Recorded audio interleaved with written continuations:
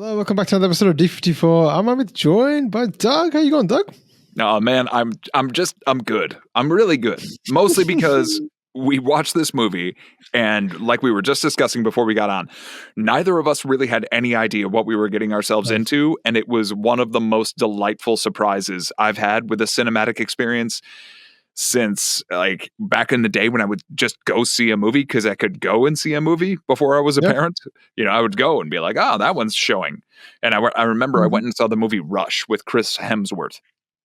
All about just like racing. Because it happened to be starting in 10 minutes. And I walked out of that theater like, that was incredible. And I had no idea what it was going to be about. It was so good. And I felt the same way after watching this. Yeah, this movie. So I guess the origins why we picked this movie, guys. There's a Nivin Pauly movie coming up, and we haven't explored Nivin Pauly much.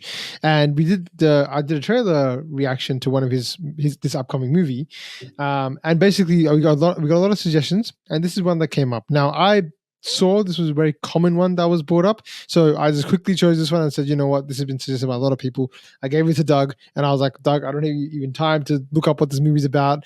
I just hope it's good, man. Let's just go for it. The people have said it's good, and you guys in the comment section, you guys delivered, because you were right.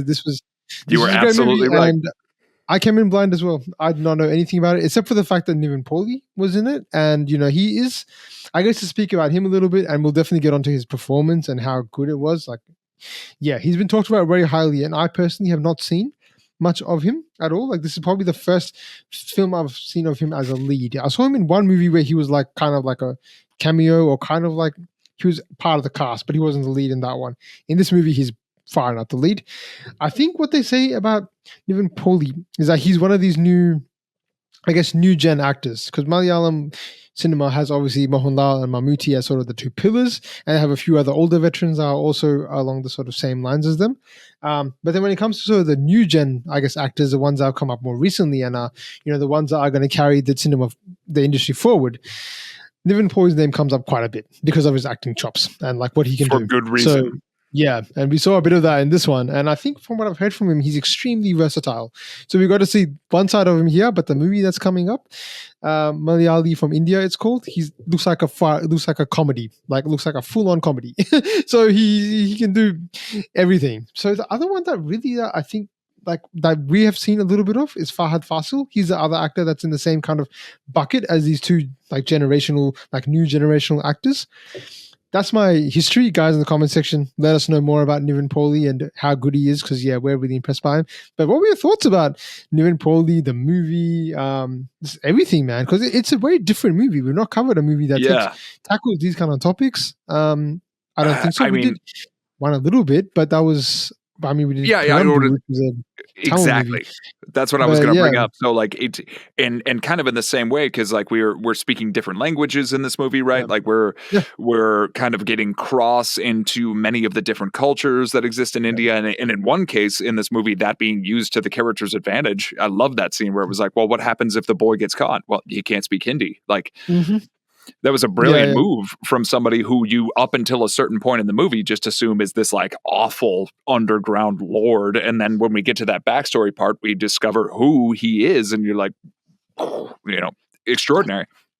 But this movie reminded me so much of movies that would come out from indie cinema in the US in like the early 2000s, right? So real thought-provoking pieces, stuff that would absolutely be up for Oscar contention, but ultimately would get forgotten about in a couple of years. And then after another movie came out and did it a little bit bigger, or did it a little bit better, or did it when the culture was a little bit more ready for it, all of a sudden that one gets all the accolades. And the performance is really the linchpin of this movie for me, because there's the juxtaposition of like Bai looking at himself in the mirror or covered in the paint and just being absolutely ruined by drugs and just a horrible, mirthless human being that is using children to his advantage. And then we get the juxtaposition when he's with Amir and like what his life was like before then. And there's that one smile. And I know we talked about it, the one smile just kind of was the whole thesis statement of the movie. Like when you feel seen and when you feel known and when you feel like you can authentically be yourself around someone, anyone, that is worth its weight in gold. And that smile gets mirrored toward the end as we see the sister finally give that smile to somebody who also knew and recognized her as the boy and was totally happy to be around her as the boy and the girl. Like, it tackled a lot of really big thematic world issues, but in this way that was very small and very gritty, because we're on an island, very isolated community, and then we're in Mumbai, but we're still isolated by the fact that we're only able to access this place from this very specific lens of being essentially street urchins. And it reminded me so much of like a Dickens novel that I was just kind of stunned. I was thrown back. It was like India's very own David Copperfield. And I loved that it was literally just this long thought exercise. And you know that there's probably going to be a tragic element tossed in there. And to this movie's extraordinary credit, the tragedy didn't necessarily play out so much as a tragedy as it did like, these are unfortunate circumstances that have been happening to people. And at least there are sparks of life and good moments for both of our main characters. And yes, I'm not going to say that it was like the most amazing film I've ever seen in my entire life, but for the moment, for this time in my life, it was an extraordinary surprise. And I was extremely happy with almost every moment. Yep. No, it's one that's, I thoroughly enjoyed this movie, and it did sort of take us places. I mean, so I did come in blind, as I said before, but it definitely surprised me as to where it was going. Because even though I mean, we read that little blurb about the transgender character and the backstory, I still didn't see it coming. So it sort of still struck me by surprise, because we're getting this out of the movie. We're seeing this kid that wants to escape and find his brother. Is it? Yes, he wants to find his brother. Yeah, he wants to find his brother, but then he struggles to do that. There's obviously your favorite actor who seems to follow you, Dileesh Pothan, in this everywhere. movie. I don't know how. I just every single movie somehow he seems to be. I was so happy. I was so happy. Yeah, but you have that family element involved as well, and you also have, because obviously there's a broader theme with the sexuality and accepting who you are and being accepted by your community, but there's also parts of like family involved. There's faith involved as well, which was very crucial to this movie. So very well explored here, and like in just that one way, because like you get that teed up early on, like your brother was really good at performing that particular ritual. Yeah, you were really good at doing that particular thing, and then that kind of pops up throughout, and then we get to see those scenes later on in the movie, and then like wearing the makeup again, at another point later on as like really cool. It's really cool, yeah. So it did encompass a lot, but I would say like the crux of this movie for me, the reason I'm going to remember this movie is going to be that like 35, that 40-minute, whatever period it was in between with the backstory, because that was so beautifully done. It was almost like a short story in itself. You could have just taken everything else out and just kept that part in, and it would exist on its own as a story about tragedy. It could work just like that, which is how beautiful it was. So I mean, yeah, a lot to like about this, but Nivin Pauly as sort of, for me, as a first impression, like I'm going to say this is the first impression I'm getting of him. My God, just blown away. Because it's as you said, like when you see him at the start, he's vicious, he's ruthless, he's beating up children. Like I was like, man, this is so extreme, but he's on so many drugs, he can't even see properly. Like his eyes are like glazed. It's like this guy's in a complete wreck, and you don't really understand why at that point. You can't really empathize with him. You just think he's a regular goon, a guy that's just fallen into the Mumbai slums. Just that character, like a Fagin from Dickens. Correct. Like just somebody that takes advantage of these people and gets whatever he's going to get out of the deal. And I was so taken with it, the way that it played it out. Like that's the only reason I don't agree about like, let's cut out that middle, is because then we don't get any empathy for the character that we originally meet, right? Like, because you're absolutely correct. That works on its own. But for the broader story that it's trying to tell and essentially set up the future for the sister brother, what is the potential future for this person who never even gets to know that was her brother? I know. So and it's tragic, but it's also hopeful, in that like you see that Akbar, as he left, he got to a certain point of ascension, and it's like you can exist in the subsets and substrates and sublevels of that society in this large world in some way that may potentially bring you hope, or at least alleviate some of whatever you may have left behind when you enter it. And like those big nebulous kind of concepts, there's no way to really tie that up with a bow. So I applaud this movie ending the way that it did. But yeah, man, if you're really looking at what hit, and I think it's true for you too, like that performance, sensational. Definitely. No, it's pretty special. So let's get on the first scene, man. We're going to do our whole scene review reaction stuff that we do. So let's check that one on, man.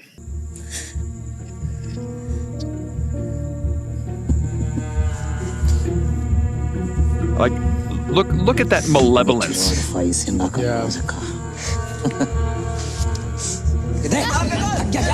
The innocence on the other side. Wow. And that look, just it's almost like watching dogs fight, you know? Like whoever's going to win is going to be where I need him to be. Oh my God, man.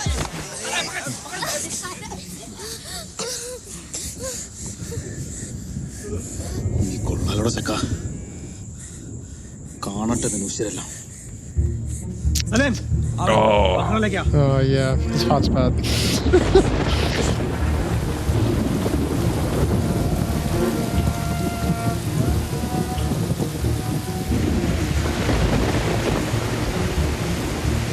That was another thing I really loved about the movie, though, is that it almost used thunderstorms as a way to cue you into, like, this is a transformative moment for the characters. Definitely.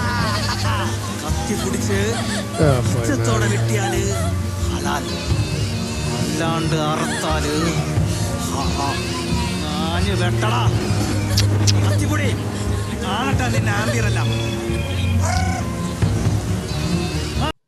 man, it just sort of showed. I mean, I included that scene to one show the viciousness of who he is, and this is really all we know him as at the start. You know, that's a side of him that we really only see. And yeah, I mean, the thing that really fascinates me after watching this a second time is that how close he is to his faith, even post everything that's happened. You know, so he's still you know going by the way of halal and things like that, which is, I guess, an indication that he's still tied to it, even though, you know, he's probably disowned by it, or he's not going to practice it like he can freely, but yet it's still important to him.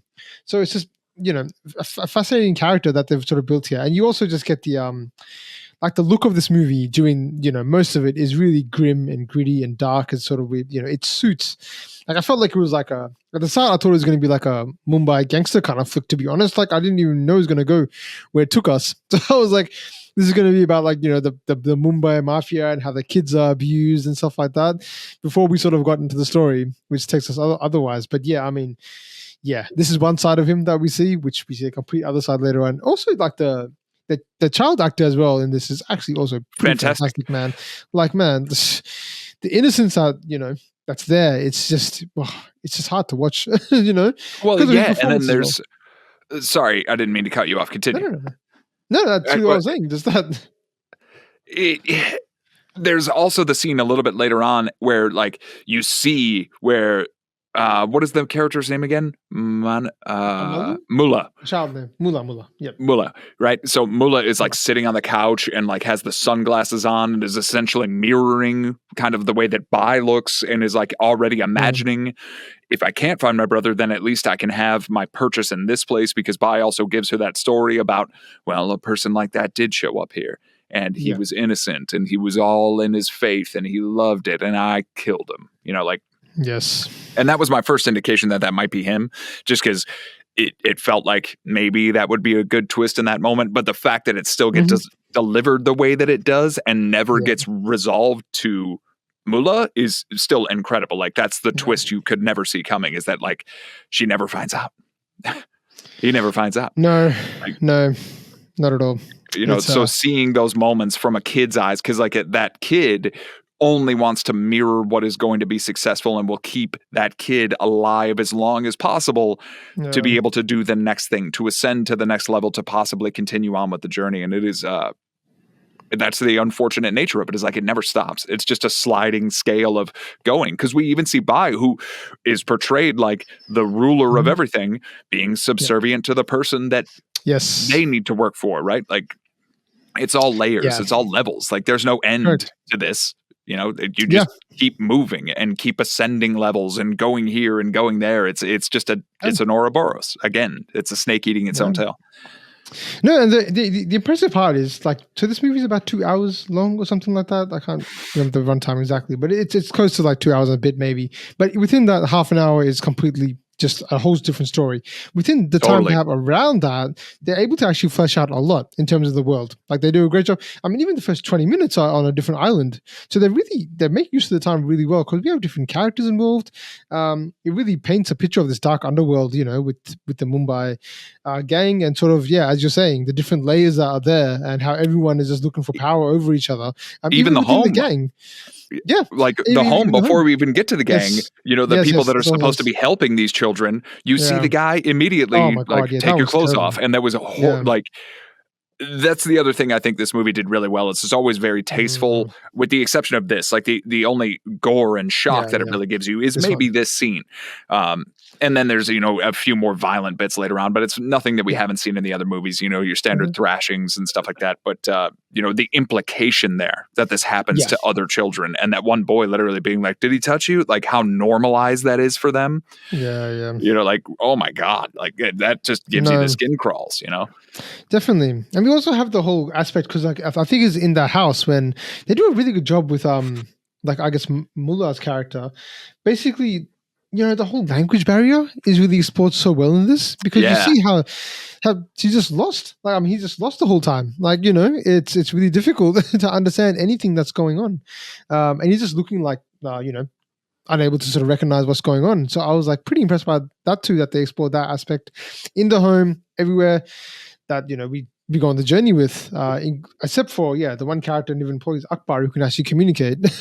You know, so it's. Yeah, there's a lot of different things going on at the same time, I feel like. But that opening scene with the orphanage is one that I kind of even forgot about a little bit. That was tough. That was tough. Haunting start, yeah. So you have a lot of stuff that's just happening, that scene, then you have this here happening with the goat being killed against a will, which was just terrible to see that just play out like this, because, you know, it's not how it should be done. You know, he's doing it for a reason. Like, Akbar is doing this for a reason, to sort of, you know, one, show his dominance, and one, you know, get this new person into the gang, I guess. Yeah, and rip that humanity out of you. Like, if you're here, you're stuck here. And the only way you're going to survive is if you can show all these other people, you know, it's a mercy in a way, but that kid can't know that it's a mercy, right? Like, it's those decisions that you have to make, and part of the reason I imagine that the character is constantly on drugs is because we're not only trying to forget the past, but we're also trying to forget what we have to do to survive here, and what I have to do to try to help these kids in the only way that I can, which is to try to portray an air that I'm the biggest and the baddest and the worst, when in reality, stops sale of kids, gives kids jobs, you know, like, treats them as well as possible. I'm not saying it's a Shangri-La by any means, but it is one of those kind of things where, like, you can see through the layers by the time we get through that second act, like, oh, a part of this is trying to help. Correct. Yeah, that's the sort of underlying theme as well that's there. Like, as dark as it is, there is sort of something else going on. So, yeah, man, we'll jump on to the next one, though. Oh, this one. So, the big reveal, I guess. Man.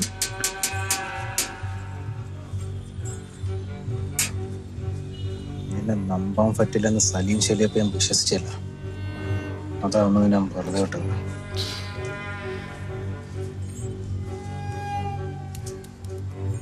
പൈസ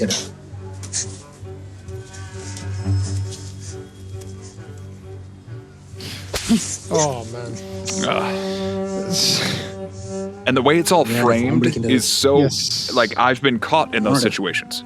When you get caught red-handed and you're trying to, like, make a big move. Like, expert camera work. Because the performance is wonderful. The direction is equal to it.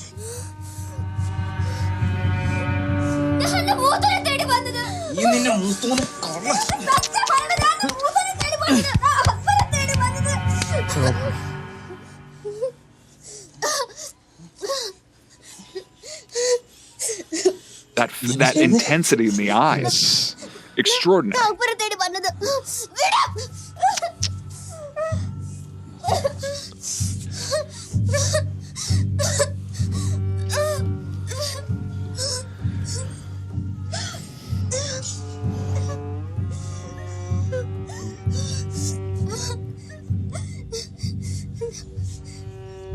നീ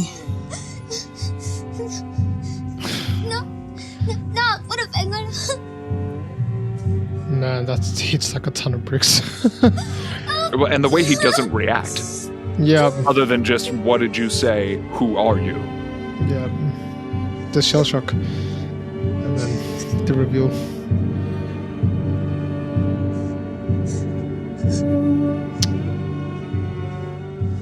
നിന്റെ പേര്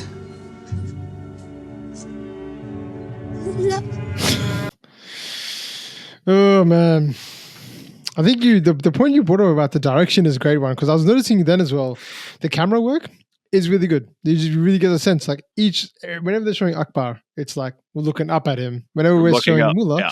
it's always down, like consistently throughout the entire scene, all the way to the end. So it's just, you know, it's sort of a subtle thing, but they really are consistent like that. So you get that power dynamic. Just playing over and over again. So yeah, but you're right. The small claustrophobic room, the setting also plays to it. You know, And the yeah, music, you know, performances- again, yeah, the music as well. Yeah, works really well. It just sets the tone of the movie and what's happening. Yeah, it's fantastic. and one thing we haven't discussed yet is the physicality of the performer and the fact that Yeah. he gained weight. Mm. There are scenes where you see him shirtless. He gained weight to play the two versions of his character at different Yes. times. Yeah, Unreal. I know that's pretty crazy. Yeah, I'm not sure what sequence was shot when necessarily. So I'm assuming they shot the ones where he was bigger first, and then he probably did the ones later.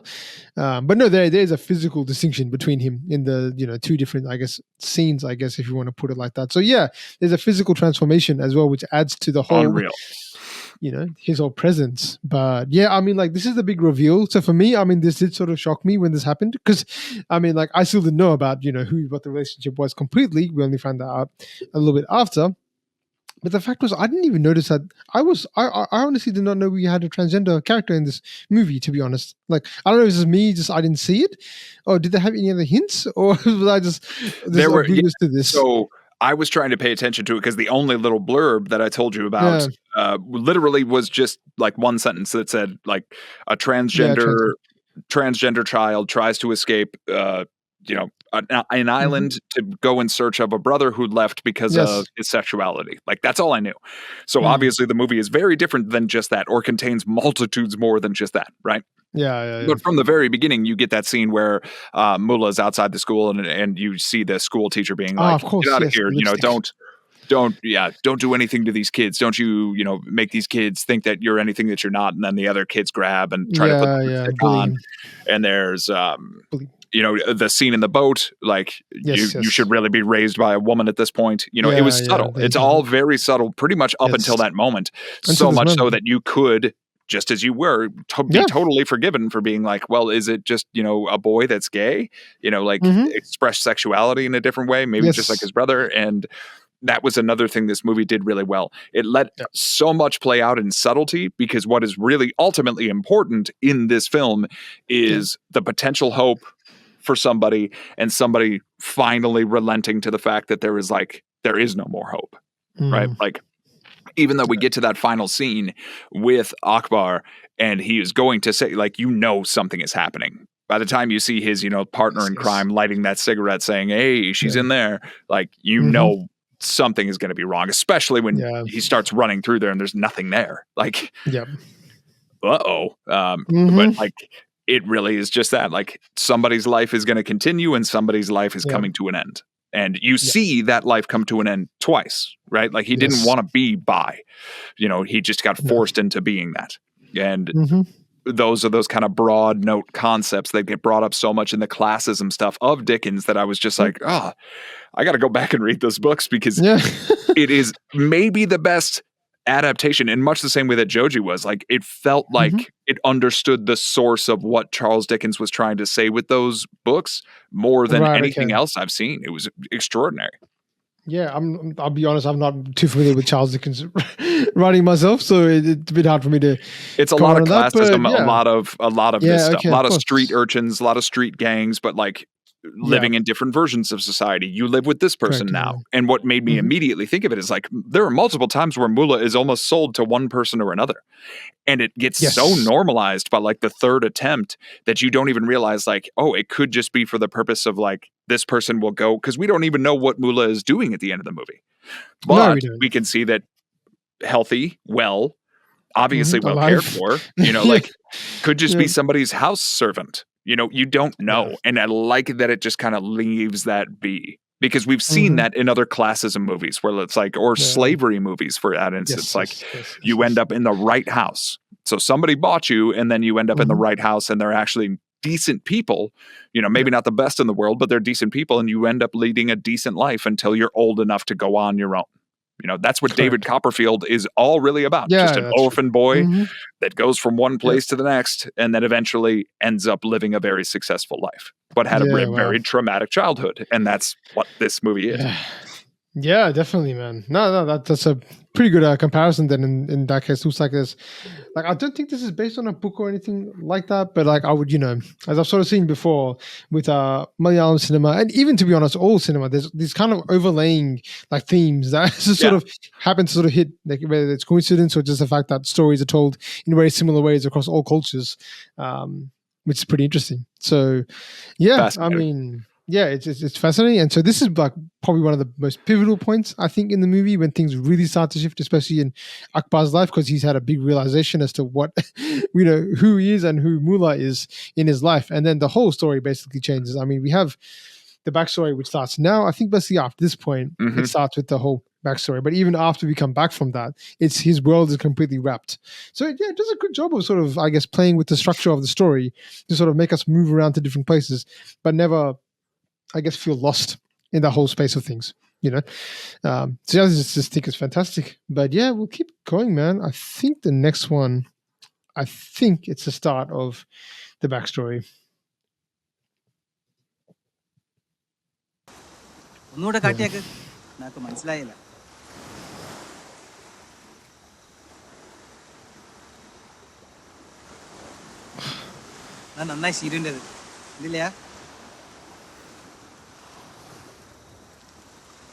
എങ്ങനെ ഇതില് thank you ചെല്ലേണ്ടത്?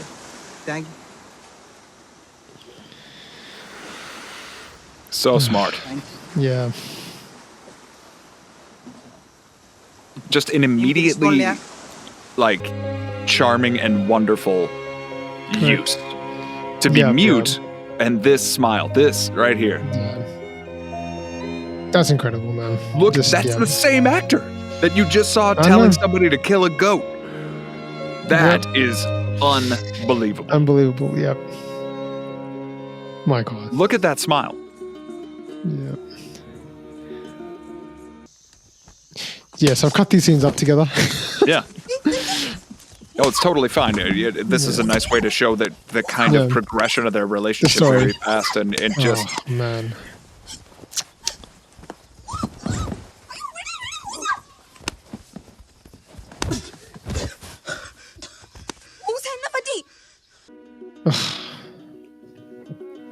And here, and there was a scene right before there where he tries to speak, and that broke my heart. That did. It's just like two sounds, and I rewound it probably 5-6 times. Yeah, no, just to hear whether or not there was, you know, something clear. And that another thing that it does so well, it's not that he's saying anything in particular; it's that he attempted to say something. Correct.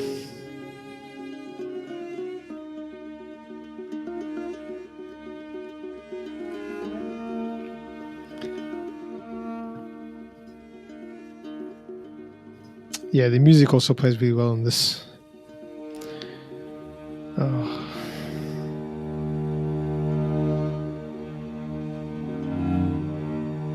And the motif of like the regularly closing doors, you know, like, so that's why I was getting at that earlier. Like the movie never shows you anything overtly sexual. Like it never gets to any of that stuff. It alludes to what you know is likely happening. And this is our one peek behind the closed door that we get.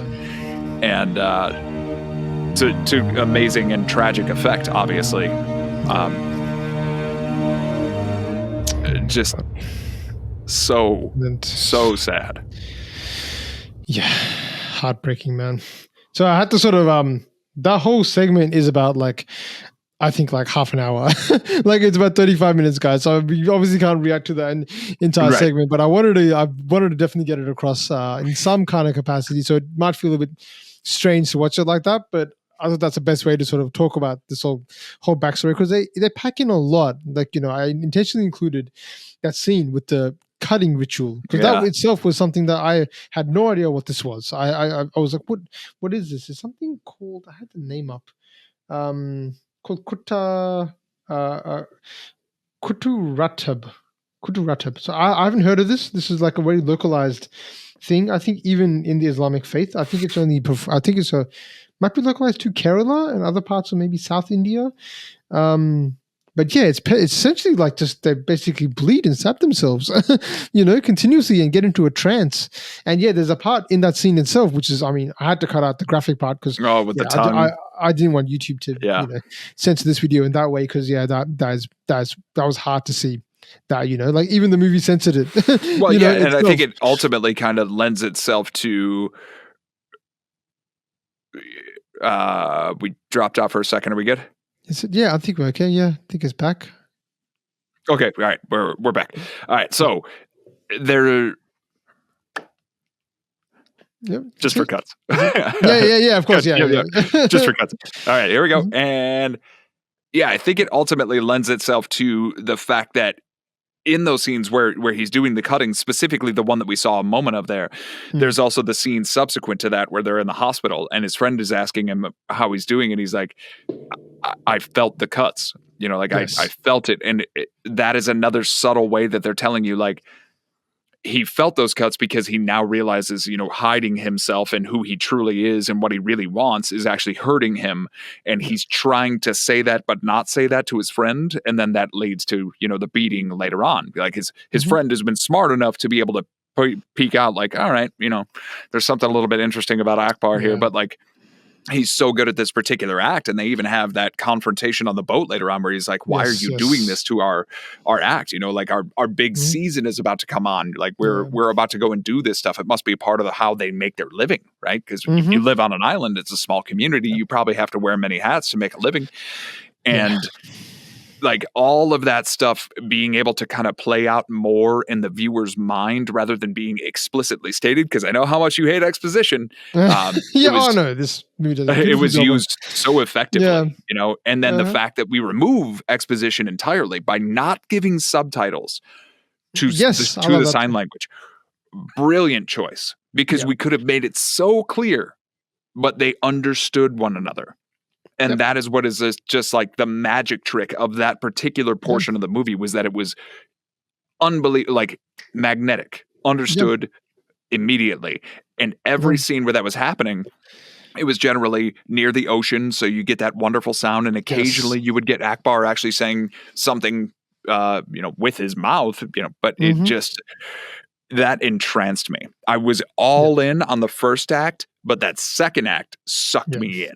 Like I was there, because that's the other thing about this movie that is really cool. And I mentioned it briefly with the direction bit earlier.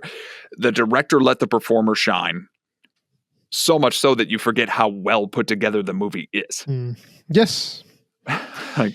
That's a great point. No, it's so great. And I mean, this guy, Roshan Mathew, on the other side, like the one that's Akbar's lover, if you want to call him that, Amir, I think they call him. My God, to come in and just like, I've seen him a bit here and there, and he's a very talented actor. I have to say, like, he's really good. But this particular role of him just blew me away, because I mean, he had maybe 15 minutes of screen time, if that. Then, yeah, and how much he does with that, just the expressions he has on his face, extremely underrated. I mean, that first scene where he's just, you know, on the island and just making eye contact and, you know, trying to express how much he likes this guy without speaking. I mean, so not the ASL and the whole, you know, the mute character made this so much better, because it's just speaking about love in such a unique way. It's already a unique relationship that they're going to have, because, you know, in the society, which it's not looked upon too kindly. where they are on the small island of Lakshadweep. But essentially, then to add another layer on top of that is that they can't even speak to each other and express that, but they can understand each other so well. So much of this whole stuff is done non-verbally, which is I just found beautiful. Like, you could just see these two and it's just the emotion that they have for each other. And that's all down to the performance and the cinematography and the music, everything to do with that cinema without exposition, without talking. It's just like watch these characters fall in love without actually having any commonality, or there's no talks about, futures, no talks about anything. It's just like the feeling I have around you is what I really want around me all the time. There's amazing scenes. There's like the one in the ocean. When he's doing like, and I purposely made sure I didn't look up any of the signs, right? He's like, you want to be kind of caught up in the mystery of it, but that's kind of what he's saying. Is like, I just want to be around you. Yes. There was the one scene, we saw it right there before, he finally goes and closes the door and unfortunately ends his own life. But there is that scene where you kind of get that feeling like, I will take you away to where the birds fly and you could see the birds that you talked to me about. And that was like, that was amazing. But it's so much more intimate that way, where it's nonverbal communication. It was so well crafted and so immediately in your face. Like no character beforehand was being like, hey, this guy can't talk. Like there is brief mention of it, but only in the way that like we already had met the character. So the way that it just dumps you into places and doesn't hold your hand is something I really appreciated. Yeah. It did that in Mumbai. It did that with the island at the very beginning. Like there's no holds barred and nobody, there's not like a character that's narrating your experience through to be like, and now we're in a different place. If anything, it's the thunder and only the thunder. Yes. Definitely. No. Yeah. And speaking of the sound, like it does a good job of creating that environment once again. Because we're like, there's such a big contrast between the island life and the Mumbai life. Like we don't hear the same kind of sounds, which I think is also pretty smart. Like, as you said, because there's so much silence in the movie during this part specifically, you just get to really feel like I don't know if the island life, but I guess more you get to understand that this place is kind of by the ocean and sort of it's a bit more intimate in that setting too. I feel like. So it's just fantastic, man. There's another beautiful scene that I think it's after the smiling scene when he's on the boat and he's just in the sun, just smiling, and all the fish just come. Like, beautiful visual scene. Like he's almost like in bliss. Like he's just like something's happened to me, which I never expected to happen, and he's just found something which he didn't know that was there. I guess in a way, or he's been waiting for it. There's something. Yeah, it's just beautiful about that, and it's just told so well, I feel like. So I mean, definitely the highlight of the film for me was this, and I'm pretty sure like from what this conversation is going for you as well, it sounds like. I mean, but like again, like you had said earlier, that entire middle section of the movie could just be its own movie. Like they could have just done that, but that was the part of the movie that made me think, because when I first started watching it, I was like, all right, we're getting into this and it's a little bit nitty gritty. It reminded me a bit of Moonlight that was made here in the US. Yes. You have another character that kind of comes from a really rough background and not a typical area where it would be totally fine for you to be gay. And then watching that character grow up being gay, but also kind of having to exist in a world that you can make everybody believe you're not gay, and like the trials and tribulations that come along with that. And that was the section that really solidified it for me, where I was like, and again, it's not like it's an adaptation. Like I'm not saying this is Charles Dickens, but here, like it's very similar. It's just that, sometimes those stories go out and they echo, and there are versions or colors or shades of them. And seeing it from this particular lens in this particular place was extraordinary. And I was very, very swept away by it. Yeah, definitely. No, it's pretty fantastic, man. So this will definitely go down as sort of probably the highlight.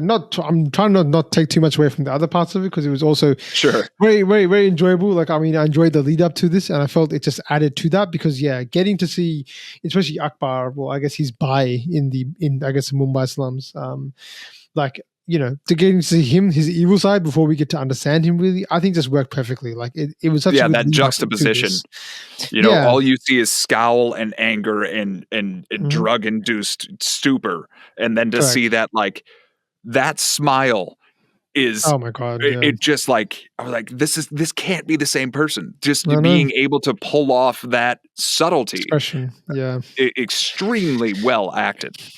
Yeah, very well done. It had a little hint as well to, I guess, Mullah as well as a baby. So we got a sense of sort of what, what the life was like before having to run away and do all that. And again, it just emphasizes that innocence once again that sort of gets destroyed later on from the Mumbai side. Because even at the end, afterwards, I think they showed they're both like they're playing with some fans or something like that. The spinners, yeah. Yeah, because there's really no moment, unfortunately, that they actually get to know. Like, I guess Mullah never gets to know that, who Bai is, who Akbar is to her, in the life, I guess. So that's difficult, man. But yeah, man, we'll get on to the next one.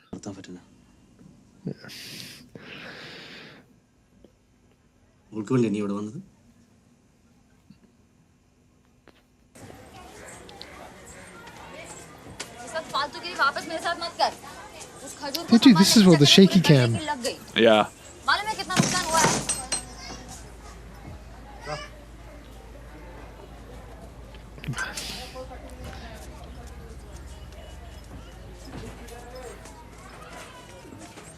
तू वैसे भी इसको बेचने वाला है ये सब भड़वागिरी बंद कर दे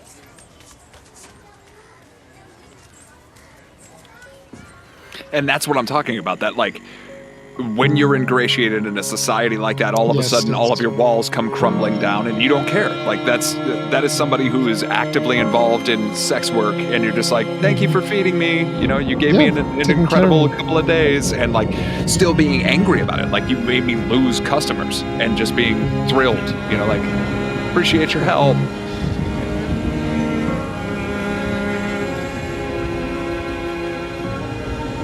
And here again, like the simple enjoyment of the rain for however long this ride is going to be, because nothing bad is going to happen to me right now. No, that's why I included that scene for a little bit, because there's not really any moment that they have together that's really joyful. I feel like there's not really enjoy, but that one scene with them on the bike, at least they have that, which they will never understand what that meant to Mullah. Because of the situation and the unknown identity of Akbar, I guess, at that point. But at least there was something, to hold on to. But also included that scene because I did want to emphasize the point that this is a wider community that's involved here. Like the other characters also impacted and are also involved in this whole world.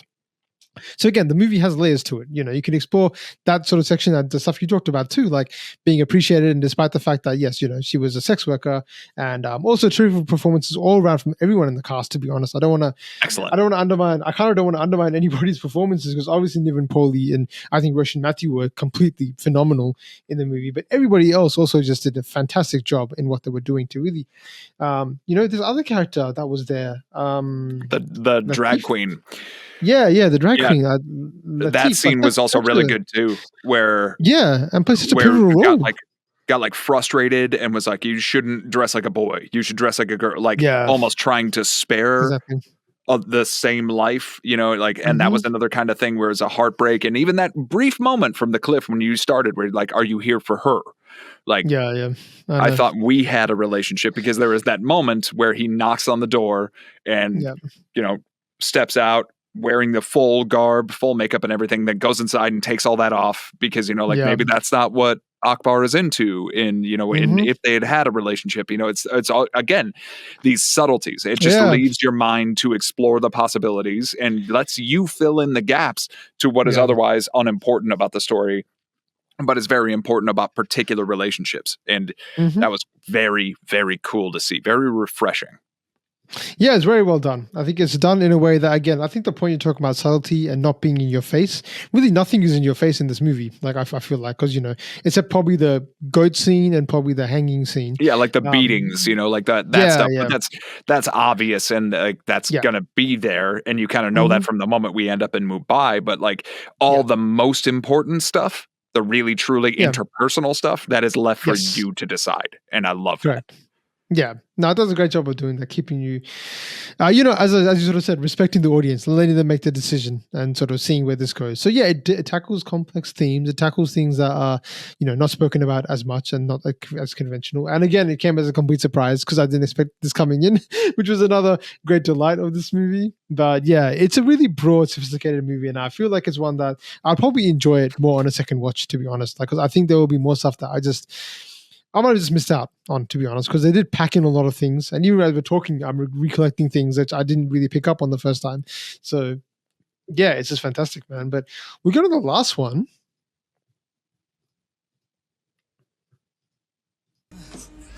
Yeah, just if his performance couldn't be any better, man. Just This. yeah.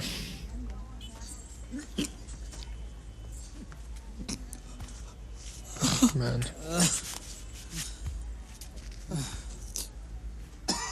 And that was the most I saw Akbar in his face, is in this scene, where you know he's so angry and so disappointed and so hurt.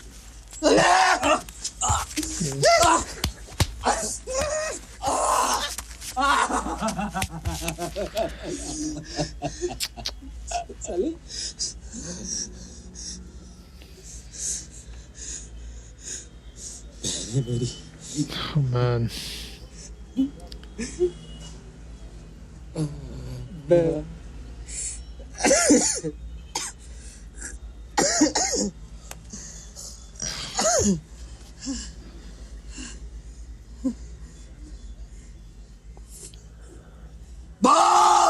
Look at that. Oh, Yeah, man. it like rattled my bones. Yeah. Oh my god.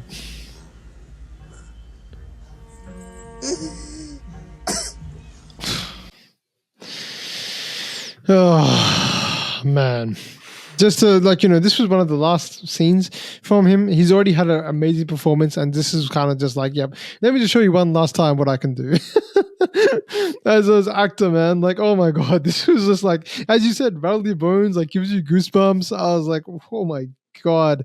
Yeah, definitely somebody, especially for both you and I coming in cold and having very little familiarity with the performer in general, it really felt like, it must have felt like the way that people who were unfamiliar with Heath Ledger's work or were only going to see like The Dark Knight, and they were like, I remember that guy from that, that silly romance movie. Yeah. And then all of a sudden you see that this is somebody who can like inhabit a role, and to be able to do it twice in the movie, to inhabit two different characters so specifically that you can't even recognize them unless you're specifically told who they are, is unbelievable. And I look forward to watching more movies because it's so grounded and it was so real, and none of it was over the top. And not even that scene is over the top. No, that is a fully normal, realized reaction to understanding that your sister has just been sold to someone, and the person who you trusted to not do that did it. Yeah. Right? Like, just unbelievable. And I was just kind of stunned in silence for about 5 minutes after watching the movie. Like, wow. Yeah. Wow. Right? Because we've seen countless amazing films from this region. We've seen countless amazing films from this region, but each one of them has something that kind of brings something new to light for me, in particular, for me personally. And his performance in this particular case was the one. Like, again, so good and so thoroughly captured by the camera that I forgot how good the cinematography was, and I forgot how good the music was, and I forgot how good everything else surrounding it was, the supporting cast, everything, because that is earth-shatteringly excellent. Yeah, definitely. And we have to give a lot of credit to the director as well. I don't want to forget. Our director's name is Geethu Mohandas. Now, I've not seen much of her movies. I don't think we've covered any of her movies, but she's got a pretty big profile. But yeah, I mean, she's a writer and director. So, a lot of credit has to go to her as well for putting together such a phenomenal, writing such a phenomenal story, and then directing it like this with the camera work as well, which was fantastic. And obviously having Nivin Pauly and the likes of everyone else around to just do what they did was fantastic, man. It is definitely like, despite the fact that we've seen so many movies, there's other things that happen in this movie that I think are also there. Like at the start, when they're on the island and Malu's escaping the island, and we see like a mermaid at the start as well. Like, I was going to bring that up when you brought up the fish. Yeah, it must have been something. Must be some spiritual meanings or something like that as well, which has just gone a little bit beyond me, or I don't know enough about like what the actual meaning was. But like, I think mermaids are meant to symbolize like new life or something like that. Yeah, from it what could be I've like a understood. cathartic moment of release, right? Because like Yes. those flying fish, maybe that didn't really happen. Maybe that just happened in No. the mind, right? Or like maybe Yes. one fish jumped into the boat and then you just auto-populate that stuff. Kind of like in Life of Pi. Like, did it happen? yeah. Did it not happen? Yeah. You know, if it happened in the mind, it's still real, right? Yes. And like that's what I appreciated most about this movie is that, again, to beat a dead horse, it doesn't hold your hand to explain it. It's up to you to decide. The immutable truths about society are there, and the immutable truths about living in an isolated community, whether or not it's in an island or in the slums of Mumbai, because you simply can't afford a better station in life until you meet somebody who can help you afford that. Like, those truths are there, and the tragedies that occurred to these two people as a result of having to live in those places while being slightly different than anybody else are the same the world over, but explored through this cultural lens, beautiful and tragic. Definitely. That's kind of like the beauty of survival, I guess. That's what I guess the movie's basically trying to tell us. Like, they really the two characters. Yeah, I guess the two characters are basically just trying to survive in whatever way they can and try to find what they, in some way, some semblance of who they are in whatever way they can. So it's a beautiful but tragic movie, which I think is just fantastically done, because again it has that element of realism as we talked about with the direction and the acting as well. Yeah, it's pretty good. Did you have any sort of criticisms for this movie? The only thing that I could think of was that I didn't really understand why Akbar turned to a life of crime necessarily. And maybe I just didn't see it, but he went from, because he didn't seem like he was a criminal when he was like, on the island and everything happened. Maybe that tragedy just broke him down so much that he became a criminal. I wouldn't have minded the exposition, to be honest, to just explain that a little bit more, because I was like, I didn't really quite put my finger on what happened to him in between. I think, I mean, no movie is entirely flawless, right? Like, other than what critics apparently are saying about Dune Part 2, which is coming out soon. Oh, really? Apparently that's the perfect movie. Yeah, well, right. And I'm sure it's going to be wonderful. That director is great, and that story is very fantastic good. Director. Yeah. But in this particular case, anything that is flawed is immediately forgiven when you're looking at the scope of what it tries to achieve, which it does beautifully. That said, I think what you're talking about, like you almost miss a little bit of that backstory there, where it's just kind of written out, and you're almost watching what happened to Akbar as it happens to Mullah. Right? Yes. So he just ascended the ranks. Like, he was one of those kids, or he was one of those guys that was being forced into a gang situation, and then eventually got there and got a little bit higher. And like, you got no money, we know that they're poor. Like, you got no money. You got to do what you got to do to survive. Like you said, you just kind of, but again, I don't know. Yeah. My thing would be more that we don't get enough time with Mullah to care about Mullah as much as we care about, Akbar. So that was really my only main criticism, because by the time, and we discussed this right before we got on, by the time you get done with that second act, which is back in time, and you return, you almost miss some more of that story, because we don't get to see that with Mullah, other than the indication at the very end of the movie that it may happen after she opens the door. So that would be my only slight criticism, but nothing too crazy. I could nitpick if I really want to. Sure. Yeah. Will I? No. No, same. It was just sort of minor things that they could have included, but honestly, I don't feel like I feel like if they did that, would it actually make the movie any better? Maybe not. It might have made it longer. Maybe it might have deviated from the real story, the thing, for instance.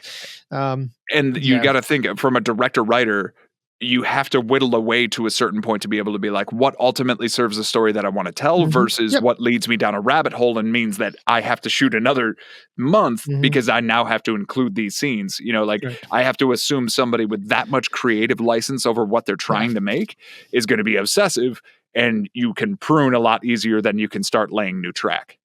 Correct. Yeah, no, definitely. So I would definitely say, pretty phenomenal movie, very minor, nitpicky, if you want to even call it that, kind of I don't even want to say issues with the movie, because I think it was a really, really good movie. Like, I really enjoyed it thoroughly. And I think so Nivin Pauly did, I think, win some kind of award. He didn't win the Kerala Set Award, but he won like a special like award or something like that. Kerala Set Awards 2020 special mention.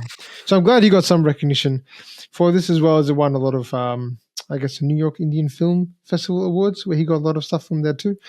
But yeah, so I'm happy you got recognized, because it is definitely a kind Absolutely. of, yeah, when you said the independent kind of movie, I got that feeling even before I mentioned it with the shaky cam. They do that a bit. It felt like almost like it was like someone just with the camera just walking. Some of the scenes felt like that. Like it was. Yeah, literally, you're meant to be watching it in real time. Yeah, you know, and I really enjoyed that about it. Like you would be in that situation. You know, sometimes you're watching from afar, like a lot of the stuff that we're on the island, and sometimes you're right up in it, just like pretty much all of the claustrophobia of the Mumbai underworld. So exactly right. It's great.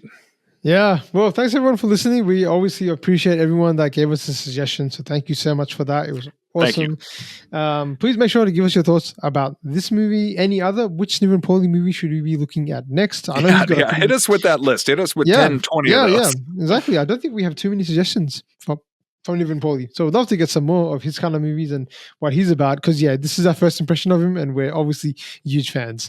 So yeah, let us know in the comments, guys, what you thought. And Doug, this was like always an awesome conversation about an awesome movie. I had a blast. Yeah, definitely, man. We'll definitely catch you soon. So thanks, guys. That's fun. We'll see you next time.